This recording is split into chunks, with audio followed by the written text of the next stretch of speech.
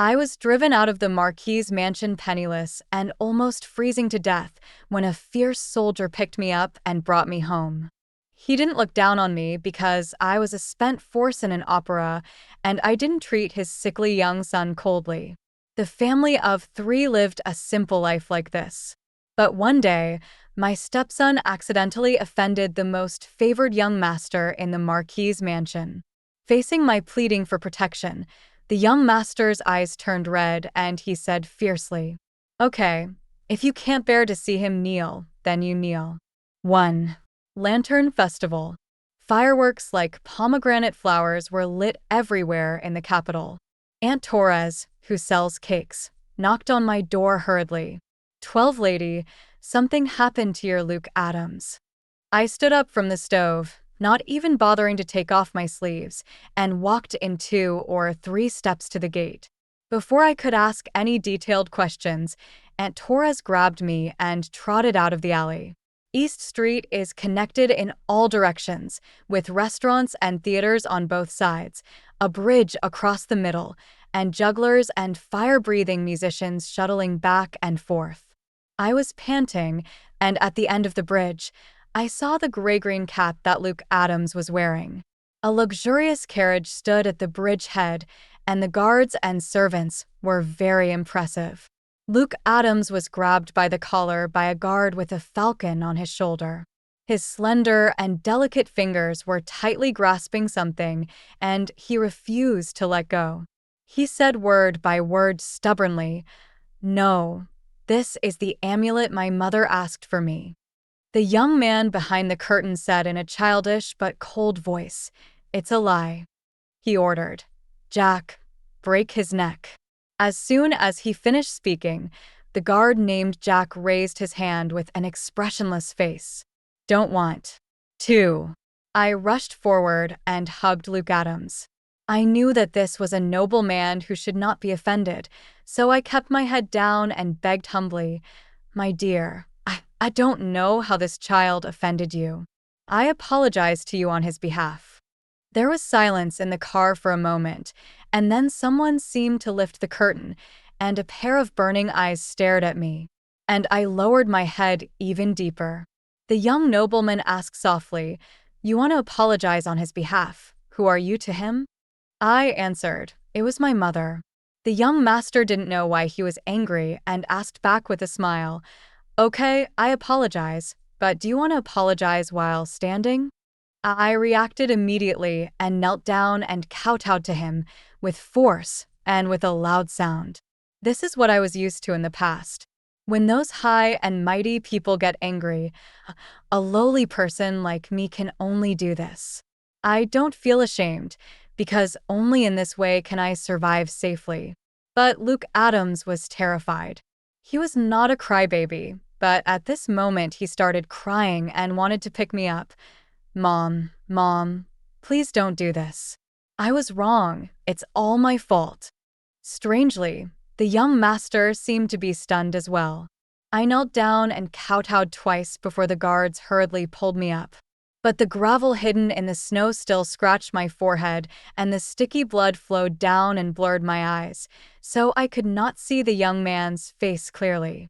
Seeing that they were no longer making trouble, I took the hand of Luke Adams, who was sobbing, and walked down the bridge with my eyes lowered. It was very quiet all around. The wind blew gently, and a cool, fine snow fell. Unexpectedly, a man's elegant sigh suddenly rang out from the carriage behind him. "It's snowing too hard, come in." When I heard this voice, my originally calm heart suddenly stopped, and even the snow falling on my face turned into needles, causing intense pain. 3. At this time, I looked back and saw clearly the words on the lantern hanging on the car. Jabé Marquis Mansion. I've been away from there for so long that I almost thought I had become indifferent. But who wouldn't be frightened by the name Dylan Perez? As soon as there was any movement at the execution platform in Cheshire, people would know without asking that it was Jabé Marquis purging his political enemies again.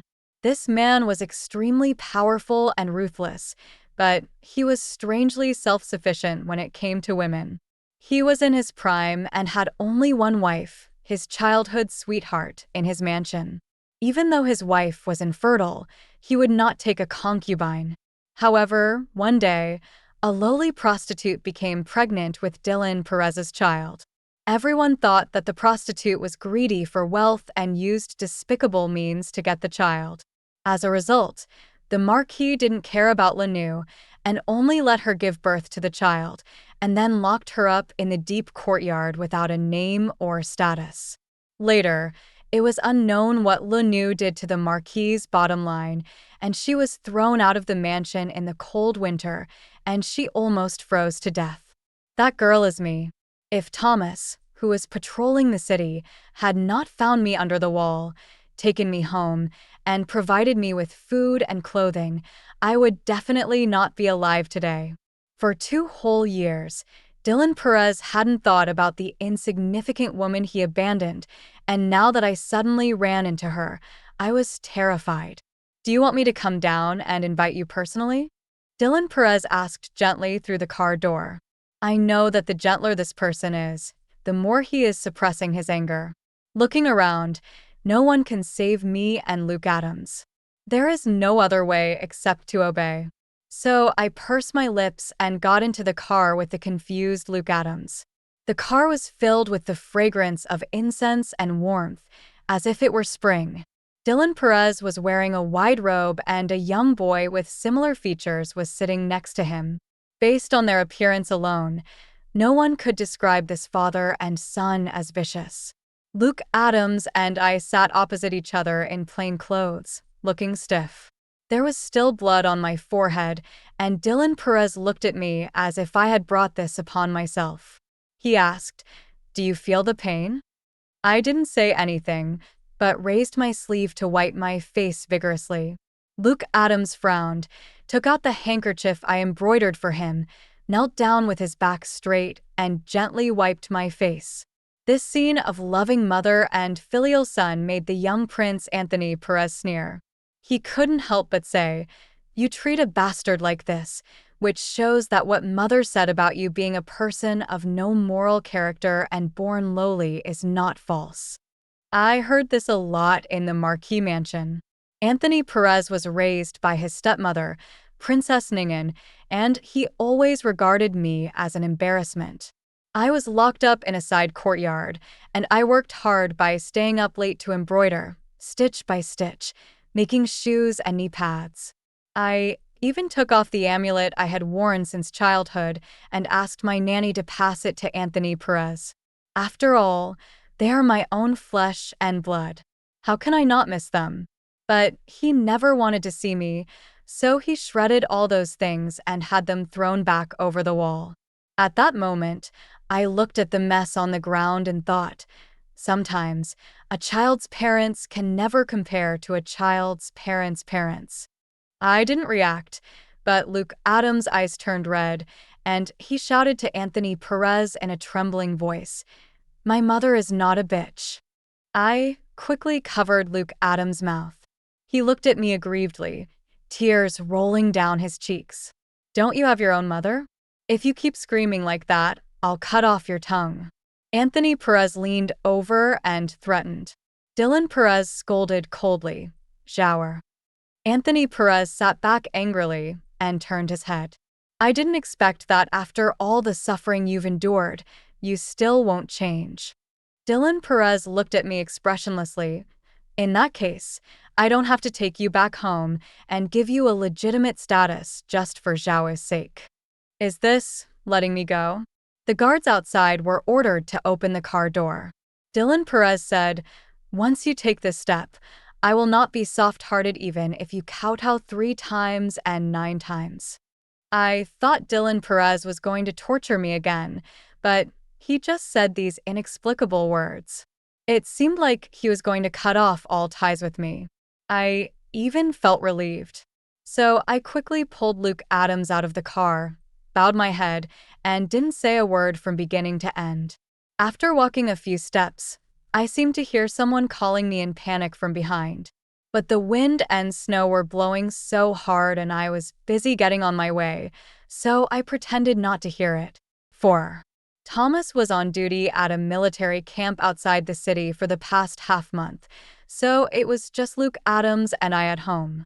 The flame of the oil lamp stretched out, casting two shadows, one large and one small, on the wall. Luke Adams seemed unhappy.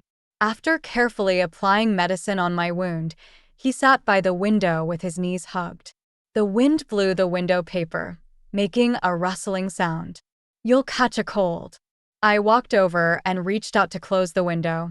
Luke Adams looked up, his big black and white eyes showing tears that he was trying to hold back. He choked up and asked me, "Are they going to take you away?" I said no. Luke Adams didn't seem to believe me, and I smiled and said I wasn't a popular commodity and no one would come to snatch it away. Luke Adams shook his head. "You are so kind. You made medicine for me and taught me to read. It was only after Dad brought you back that I realized the warmth of having a mother. You always thought I was a child and didn't understand many things. But I can tell the difference between good and bad. Although those people are dressed in fine clothes and drive luxury cars, they are actually bad people. Mother, please don't go with them. You are a good person with a clean conscience. Don't let them defile you." In the past, everyone said that I was of low status and that entering the Marquis mansion would be a disgrace to the family. Even my own son thought so. Only Thomas and Luke Adams are different. Thomas brought me home in a disheveled state, and regardless of the sidelong glances from others, he resolutely married me. Whether a person is good or not cannot be judged by his background or by listening to rumors, but by judging with the heart. That night, he saw me lying in the snow, dying. I had half a steamed bun given to me by a kind-hearted person, but I didn't eat it. Instead, I gave it all to the little beggar beside me. He said, "At that moment, I felt that you were very good, cleaner than snow." And Luke Adams, I was amazed to hear the clear words of this little child. The teacher at the school often praised Luke Adams for his intelligence in studying and said that he would be admitted to the Imperial Academy in the future. But he never liked to talk much in front of me. Perhaps it was because he lost his mother at a young age and his father was a taciturn man who would not say a word even if beaten, so he kept many of his worries in his heart. Until today, when he encountered this difficulty, he seemed to have suddenly walked out of the wall in his heart. He still looked like a child, but his heart was more insightful than some vulgar adults. I felt relieved and stroked his soft black hair. Our Luke will definitely have a bright future. Luke Adams opened his eyes seriously and nodded his head to promise, "I will definitely succeed and make my mother proud." I laughed. "Before that, just grow up safely." Luke Adams burst into laughter and raised his hand. "Let's high-five and swear that Mom will always stay with Dad and me." The shadow on the wall swayed gently, and the two hands leaned lightly against each other.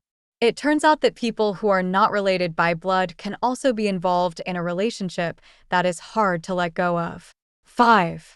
Recently, people from the Marquis mansion have often been wandering outside the courtyard. Aunt Tora saw this and shrank back nervously. Could it be that Luke Adams offended the noble last time and is here to cause trouble for you and your son? I didn't understand either. Dylan Perez had made it very clear that night. Even though Anthony Perez looked at me with resentment, he didn't keep pestering me. Feeling uneasy, I locked the door more tightly at night, and Luke Adams personally picked me up and dropped me off at school. At first, two maids from the Marquis' residence came to the door and said in a gentle voice, "The prince has been sick since he met you, and he called your name without thinking. Madam couldn't bear it, so she wanted to ask you to go to the Marquis' residence to visit him." Anthony Perez never acknowledged me as his mother, so how could he miss me? Thinking of the county lady who was as gentle on the outside but cruel on the inside as Dylan Perez, I felt like a snake was crawling coldly on my back. In my early years in the Marquis mansion, Lady Ningen regarded me as a thorn in her side. After I gave birth to Anthony Perez, I was locked up in a side courtyard for 4 years. She tried to kill me many times, both openly and covertly.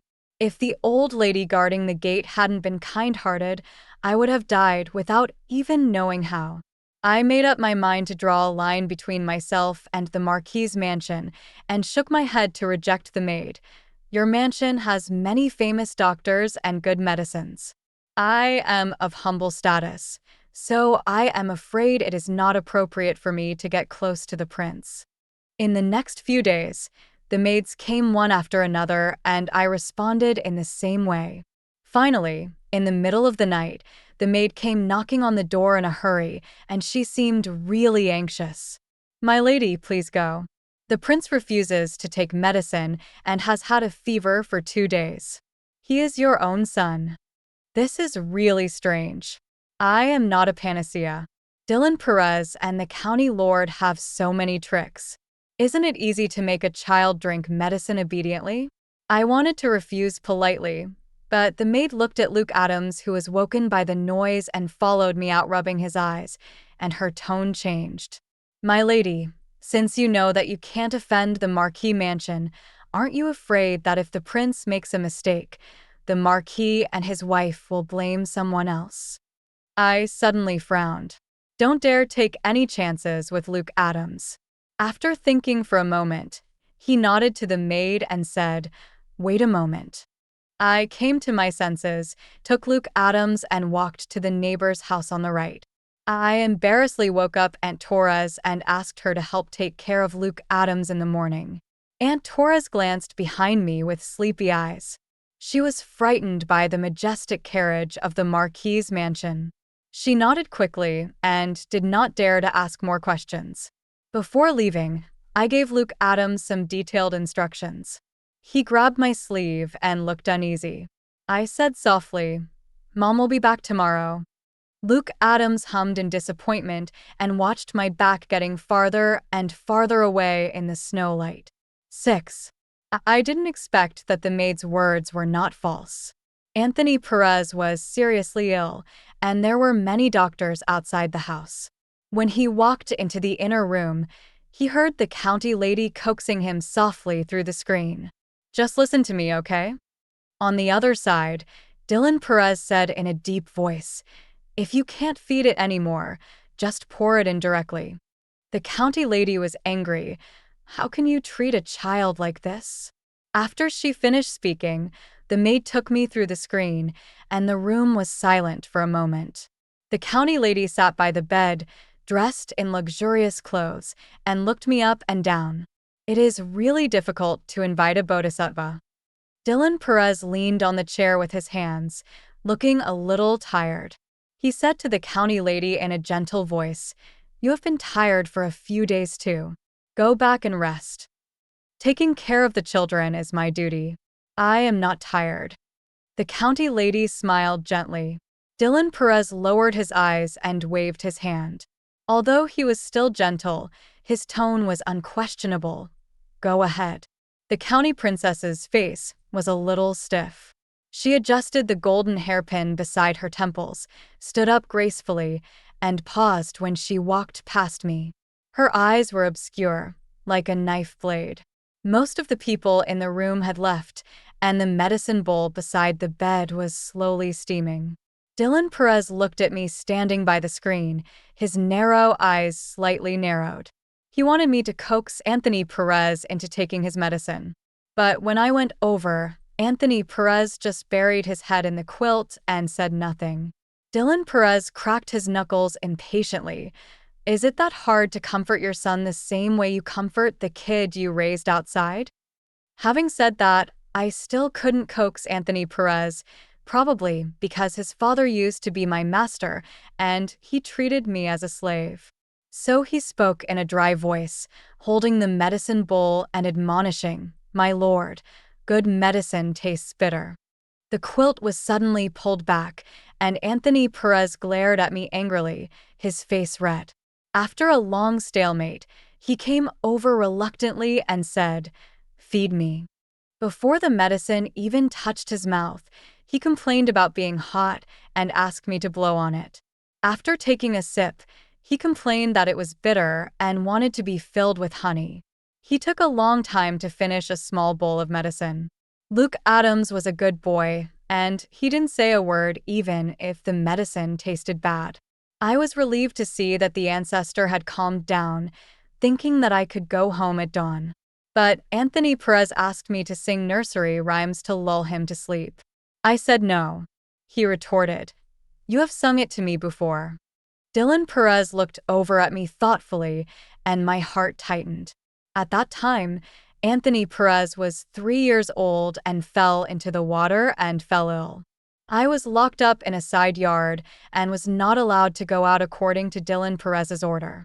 But I was really worried, so I secretly climbed over the wall to get out, and I fell and my leg became limping.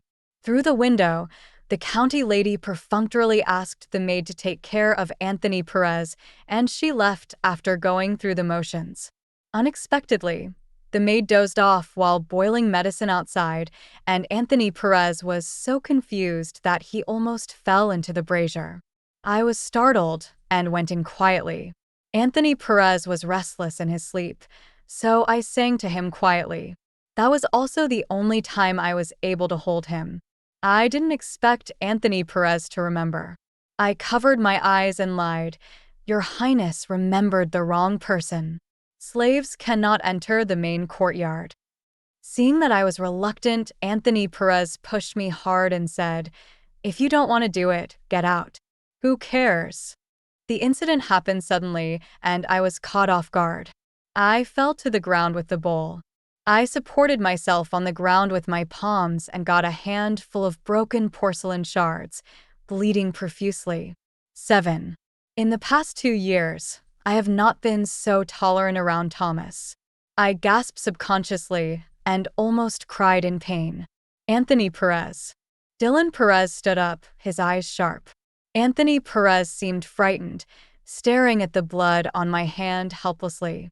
Dylan Perez helped me up, leaned over, and held me on his knees to stop the bleeding. I quickly distanced myself from him, pulled out my embroidered handkerchief and pressed it against my palm, saying, "Don't bother, sir. It's just a minor injury. It doesn't hurt. I can fix it myself when I get home." The atmosphere suddenly froze. After a moment of stalemate, Dylan Perez pulled his lips and let go of me with an unclear expression. He is such a proud man, he wouldn't ask me to stay. At daybreak, I left the mansion as I wished. The carriage was running very fast along the way, and some of the broken porcelain was so fine that I broke into a cold sweat. When I got home, I was glad that Luke Adams had gone to school early and didn't have to feel sad about my injury again. In the blink of an eye, I saw Thomas leaning against the door, his tall figure standing in the morning light, dusty and exhausted but still in his military uniform. He picked me up without saying a word and walked towards home. My injured hand was on his shoulder, and it started to hurt. My eyes were red, and I gently buried my head in his arms. The fog outside the window slowly dissipated. I watched Thomas half kneeling on the ground, rebandaging my wound. I was afraid I would burst into tears, so I asked him, "Why are you back so early? Have you finished the rotation?" Thomas was silent for a while and said that the soldiers in their east suburb camp might be transferred to Suning Pass in the near future. Suning? The east suburb camp has always been the leader of the 4 guards of the capital's army and is indispensable for protecting the imperial city. Why was it suddenly relocated to the northwest? Thomas was very secretive about the matter as it involved important court matters, so he was not in a position to explain it to me. He only said that the matter might be related to Dylan Perez. But after a little thought, I was able to guess it almost right. Your Majesty succeeded to the throne at a young age and was deeply supported and manipulated by Dylan Perez. He was often stretched thin when trying to seize power. Now that Your Majesty is in his prime and has the secret support of the King of Qi in the north, he may want to start weakening Dylan Perez from the border military power. Thomas was not worried about these things. According to the rules, Soldiers like him could bring their families with them when they were stationed in the north. But the conditions in the northwest were poor, with yellow sand everywhere, and he was afraid that Luke Adams and I would not be used to it. If we stay in Beijing. Thomas looked at the wounds on my hands and forehead with a frown. I knew what he was worried about, so I told him, family members should always be together. No matter how hard life is in the Northwest, I am not afraid as long as he protects me. Thomas looked at me deeply and suddenly stretched out his arms and hugged me tightly. His solid and broad chest made a deep, muffled sound. I'm sorry. He didn't keep his promise of a stable and wealthy life when he married me. I shook my head. If it weren't for him, I would have died on a snowy night 2 years ago. It was he who gave me a home that could shelter me from the wind and snow, where I wouldn't be afraid of being driven away. That was enough. In the evening, Luke Adams learned that our family would go to the Northwest together. He was very happy. Before the date was set, he hurriedly rummaged through boxes and drawers, muttering about which books to take with him. When he said goodbye to his neighbor and playmates outside, he said cheerfully, "My parents and I are leaving now. I can't help you copy books as punishment anymore." I smiled softly, walked out, and wanted to call him back for dinner. Suddenly, someone grabbed my sleeve from behind, and I turned around in surprise. In the evening of the end of early spring, Anthony Perez sneaked out of the house wearing only a single layer of clothes, with grass debris on his hair. When he heard Luke Adams' words, his face turned pale, and there was a hint of water in his sick and red eyes. "Where are you going?" 8. I don't know how Anthony Perez managed to evade the layers of guards at the Marquis mansion, bypass the winding streets and alleys, and arrive at my house without a shoe. I was in a dilemma as he was sick and couldn't stand steadily. He fell into my arms, and it was not easy to call for a carriage to take him back immediately. Thomas came out after hearing the noise. Anthony Perez looked at him with hostility. Thomas showed no expression and reached out his hand. "I'll carry him in first." "Go away." Even though he was so weak, Anthony Perez still refused to let Thomas touch him. It was Luke Adams who stood by with a straight face and said, "You better understand. Mom's hands are injured and I can't hold you." Anthony Perez's body stiffened. He lowered his head and got up from my arms, grabbed my clothes, and said in a muffled voice, "I will walk by myself."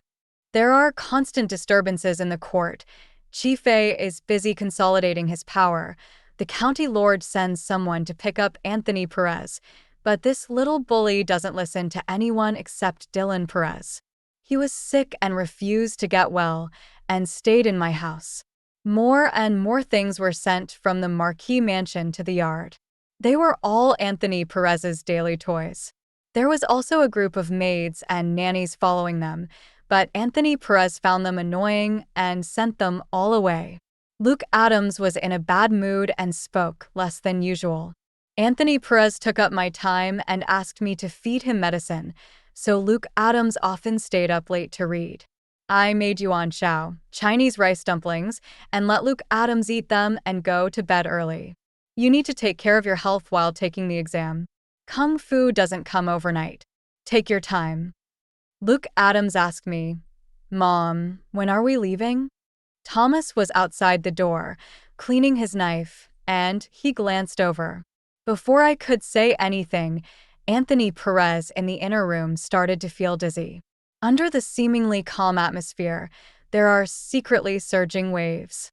The next day, Thomas was out on duty and I was in the kitchen when I suddenly heard Anthony Perez crying. In the small courtyard, Luke Adams clenched his fist stubbornly, with scratches on the sides of his face. Anthony Perez held the gold collar and pulled Luke Adams' amulet. "Why do you have to snatch it from me? Can't I just switch with you?" Luke Adams's fingers turned white, but he refused to give in and said stubbornly, "Mine. Give it to me." Anthony Perez rushed to grab it with tears in his eyes. I stepped forward, separated the two of them, and bent down to check the wound on Luke Adams' face. Luke Adams looked at me silently with grievance. Anthony Perez got angry and came to pull me back. "You gave me that amulet in the first place. What's wrong with me taking it back?" I was exhausted from all the nonsense. I turned away and whispered, "The one I gave you was already cut by you. Did you forget that?" Anthony Perez seemed to have tears in his eyes and choked up. "But you can't give it to others." He repeated stubbornly, "You can't give it to others if I don't want it." He also kept calling Luke Adams a bastard who came to steal other people's mothers since he had no mother. He speaks a lot of foul language, which is really harsh. I lowered my eyes in disappointment and looked at him. "Does anyone teach you in the Marquis mansion?" The gate was pushed open with a creaking sound, and the person who came in spoke in an unfriendly tone. "It is not the place for some unscrupulous people to comment on my son's condition." 9. Dylan Perez had just come from a morning court session. He was still wearing his official uniform, a purple robe and a jade belt. He stood under a plum tree, looking extremely handsome, yet also extremely cold. It was this appearance that made me mistakenly believe that he was different from other dignitaries. At that time, he saw me in the Prince of Cheese mansion. He was a thin and elegant gentleman who understood music. He turned around and chuckled because I was nervous and played the wrong pipa note. Seeing that I was wearing thin clothes and shivering with cold, he took off his cloak and asked my name and family status. "Luo Shuang Shuang. I'm the 12th child in the family." I answered timidly. He laughed. Her eyes and brows were graceful, as if filled with inexplicable pity. 12 lady. That's what he called me. "Would you like to come with me?" he asked me. I looked at the hand he extended to me, thinking that this was the destination of my life. But when I arrived at the Marquis mansion, he changed his gentle attitude and half threatened and half coaxed me, asking me to be a pawn between him and the Prince of Cheese mansion. In this way, I was pushed out, and when the King of Chi came to contact me, I pretended to surrender and spread a lot of news that was unclear whether it was true or false. Later, the King of Chi was defeated by Dylan Perez and became a vassal in the north. I was no longer useful to him. He was drugged and had a child. He was a suspicious person, so he thought that the King of Chi had secretly colluded with me, which led to his fall. 2 years ago, the county lady forged evidence, saying that she had found letters between me and the King of Chi. Dylan Perez was furious and dragged me out of bed onto the street. He left me. I was left alone, disheveled, with disheveled hair and barefoot, to be looked down upon and criticized by the world. They kept saying that I had no character, but I kept reflecting on myself and couldn't understand where I went wrong. Now that Dylan Perez is looking down upon me again, I am no longer as helpless as before. I resisted the urge to flinch, held Luke Adams's hand tightly, and looked him in the face. After all, it's none of your business whether I have good conduct or not. Suddenly, there was a breeze, blowing down the white plum blossoms like an endless snowfall. Dylan Perez stared at me for a long time without saying anything. After a while, he said expressionlessly, "Anthony Perez, come here." Anthony Perez was a little scared and hesitant, grabbing my sleeve and not moving. "Come here," Dylan Perez said sternly. Anthony Perez shuddered, moved over, and was grabbed by Dylan Perez and walked out. Anthony Perez staggered and looked back at me. I didn't look at him, but lowered my head silently and touched Luke Adams' nervous face soothingly. 10. Thomas came back later and later, with a serious look on his face. The Emperor is determined to reduce the military power of the Marquis in public. There was endless debate in the court about the transfer of the eastern camp to Suning. Dylan Perez's followers had spread all over the country in recent years. As soon as the court discussion began, A bunch of officials jumped out and said that this matter was against the ancestral system and would disrupt military morale, forcing His Majesty to delay the discussion. I'm afraid the weather in the capital is about to change. The snow outside has stopped. There is no wind, and the snow is melting silently. The streets were muddy and dirty from being trampled by people. On my way to the school to pick up Luke Adams, I saw soldiers arresting many scholars wearing robes. Luke Adams came out of the school, bowed to the teacher at the door, saw me, his eyes lit up, and ran over. He held my hand and said as we walked, "Sir, you will be suspended from school for a few days." I asked why. Luke Adams shook his head and quoted the master's words. The master said that the nobles are in the opposition and the villains are in power, so the government must purge the evil and rebellious and rectify the royal style. This is the time for us talented people to raise our arms and speak out for the sake of justice. Luke Adams was a little confused. "Mom, what on earth do you think the gentleman is going to do?" The snow under my feet became dirtier and dirtier, wetting the uppers of my shoes. I looked intently into the distance, towards the direction of the imperial palace. There were flocks of pitch-black birds flying far away and disappearing in the misty and chaotic twilight. Go and fulfill your duty as a scholar. After learning the arts of literature and martial arts, they were sold to the imperial family. Then they were recorded in books and became as bright as the sun and stars. Since ancient times, scholars have had this firm belief and will never give up until their death. Luke Adams looked up at me. "Mom, you really know a lot. Did you have a teacher to teach you in the past?" I lowered my eyes, and there was a faint light flickering in them. "Someone taught me." "Not sir, but the father. My father is just like these scholars with unfortunate fate and bad luck. On this day, an uninvited guest came to the house. In a small courtyard, several black-clad guards stood in front of a hooded man. Thomas drew his sword, his eyes grim. I held Luke Adams' hand and stopped in front of the door. The strange man waved his hand, asking the guards to retreat, and his thin lips curled slightly under his hood. "12 lady, your taste in choosing a husband is declining day by day. I know that this day has finally arrived. I used to be terrified, but now I feel calm. Your Highness." A pair of deep eyes raised from under the hood. It was the King of Qi. 11. After closing the door, the King of Qi sat at the table, looking around the room, his hand gently touching the wall of the cup. He sighed. "If you had listened to me and stood in the right position, you wouldn't have been kicked out by Dylan Perez. He was really cruel. You gave birth to a child for him, didn't you?" I lowered my eyelids and stared at my fingertips, saying nothing. "If you don't say anything, then I won't beat around the bush and pretend to pity you." The King of Qi smiled faintly. 12 lady, you can see clearly in the capital that Dylan Perez is only one step away from downfall. As time went by, it became increasingly difficult for King Qi's spies to get close to Dylan Perez. He asked me to use my mother-son relationship with Anthony Perez to sneak into his study and hide some things for him. I think that thing is the evidence that can bring Dylan Perez to trouble himself.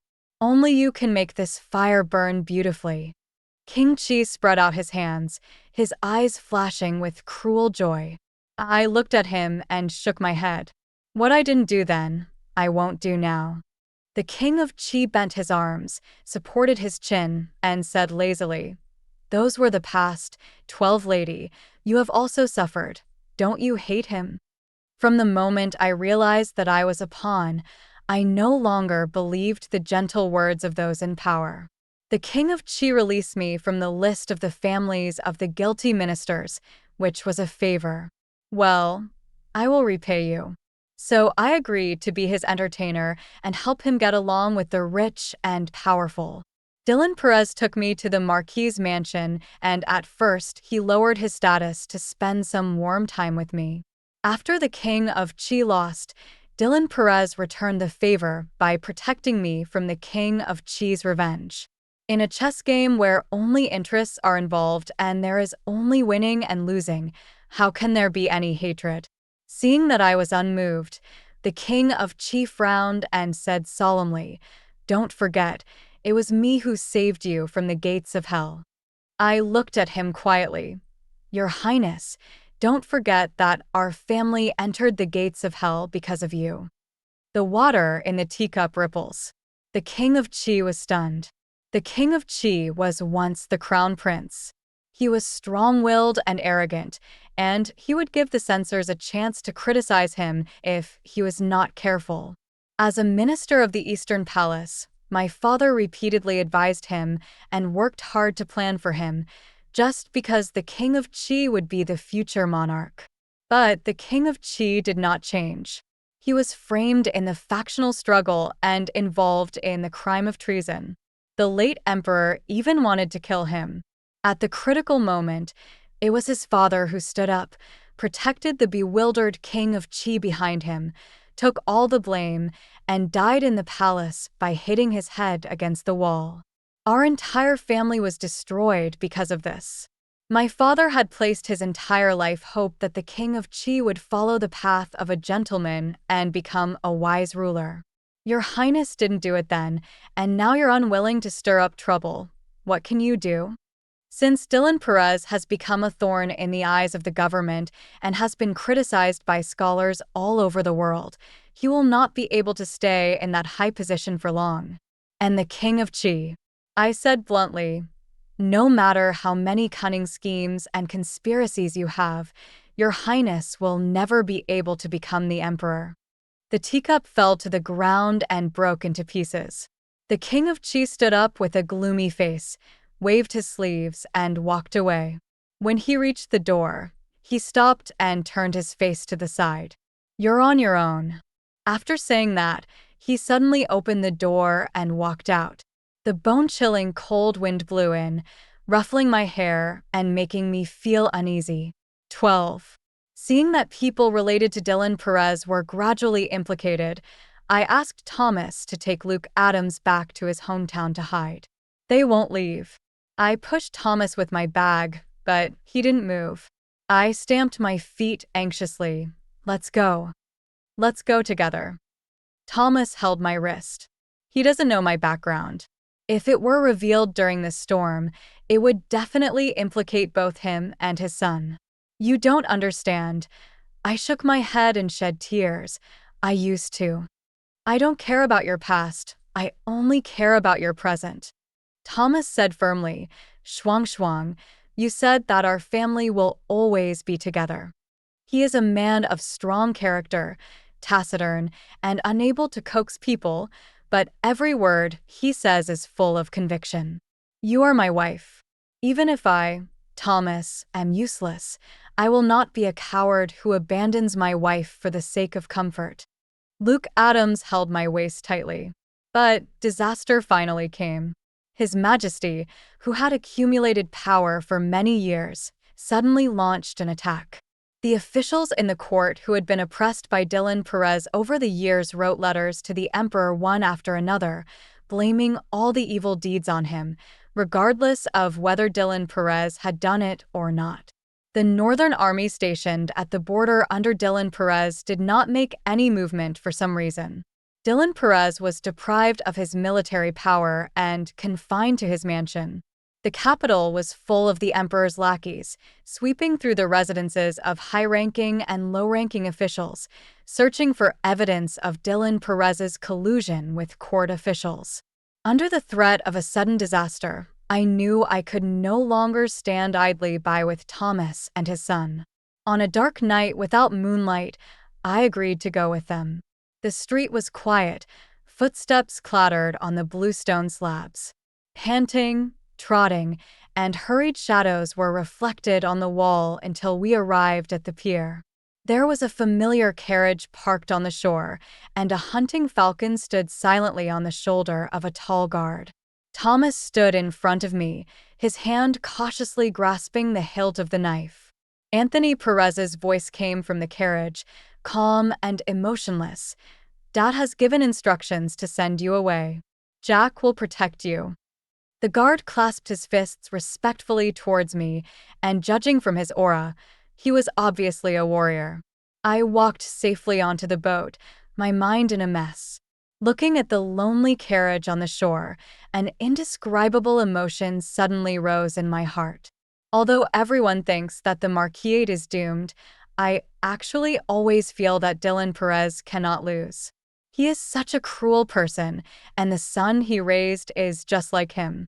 I should leave now without looking back, so as to completely cut off all ties with them father and son. But just a little hesitation and confusion at that moment, I ran off the boat. Thomas and Luke Adams called me from behind in astonishment.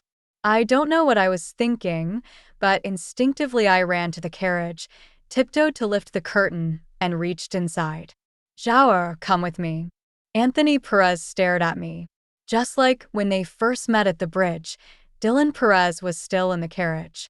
He had always looked elegant, but now he was thinner and looked defeated. He didn't say anything, just looked at me quietly. Anthony Perez looked into my eyes, tears and regret in them. But he shook his head gently, carefully placed his hands on me, and pushed me away. The curtains drooped down. This time, the young boy still gave the order. Jack, take her away. 13. The spring of the 9th year of Shining was destined to be extraordinary.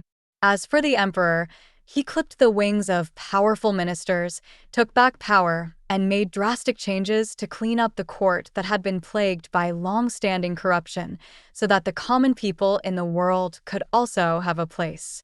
A young emperor, young courtiers, a young country, the rising sun, and a prosperous era to look forward to. As for Dylan Perez, as the loser, he was stripped of his once glorious life and thrown into prison.